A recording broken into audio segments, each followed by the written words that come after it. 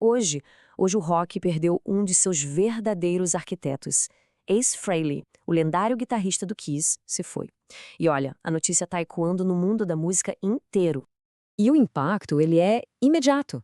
Sabe, quando um ícone como o Mike McCready do Pearl Jam diz uma coisa dessas, a gente percebe que não se trata só de mais um músico.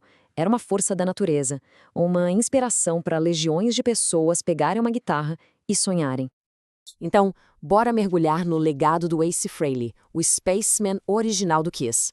Vamos tentar entender a jornada desse cara que nos deixou aos 74 anos, mas que deixou uma música que com certeza é eterna. Para entender a lenda, a gente tem que voltar lá pro começo. Como é que Paul Daniel Freyd Hélio, um garoto do Bronx, se transformou num verdadeiro alienígena do rock and roll? As influências dele, claro, eram os deuses da guitarra.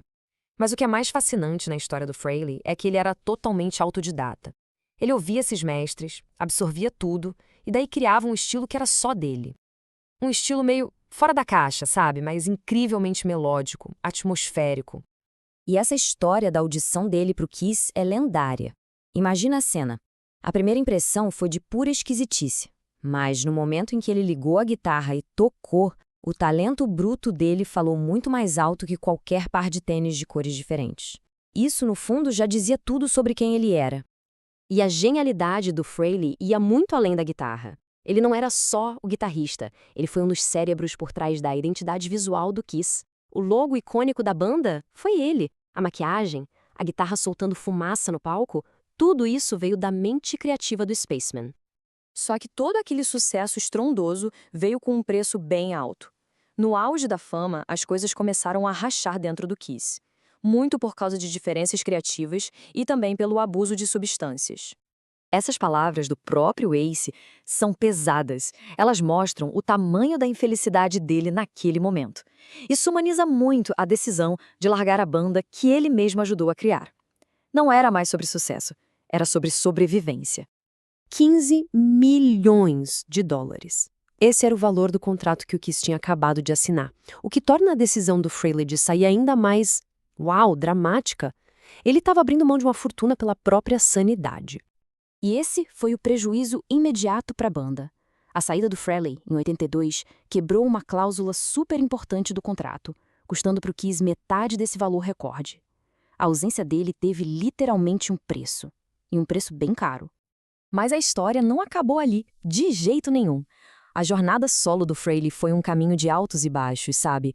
Uma busca constante pela própria identidade, longe daquela máquina gigantesca que era o Kiss. E a carreira solo dele teve momentos bem marcantes. A banda Frehley's Comet, por exemplo, fez um baita sucesso nos anos 80. Depois ele teve aquele retorno triunfal para a turnê de reunião em 96, que foi gigantesca, para depois sair de novo, dessa vez em definitivo, e seguir o seu próprio caminho. Já os últimos anos da vida dele foram marcados por uma virada de chave, uma redenção pessoal e pela consolidação do impacto que ele teve na música. O impacto que a gente vê é inegável e duradouro. E essa é talvez a parte mais inspiradora da história toda. Depois de anos de luta, ele venceu a batalha contra o vício, uma luta que, infelizmente, definiu uma parte enorme da carreira dele. Essa vitória, pessoal, trouxe para ele uma nova fase, com mais foco e muita produtividade criativa nos seus anos finais. A influência dele é algo absurdo. E não estamos falando só de fãs, não. Estamos falando de alguns dos maiores guitarristas da história do rock e do metal, de Dave Mustaine a Tom Morello. Todos eles apontam para o Ace como uma inspiração fundamental.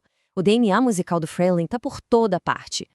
Poxa, que declaração poderosa de outra lenda, o saudoso Dimebag Darrell. E isso aqui resume perfeitamente o estilo do Frehley. Não era sobre velocidade, sobre tocar 1000 notas por segundo. Era sobre melodia, sobre sentimento, sobre o poder de uma única nota bem colocada.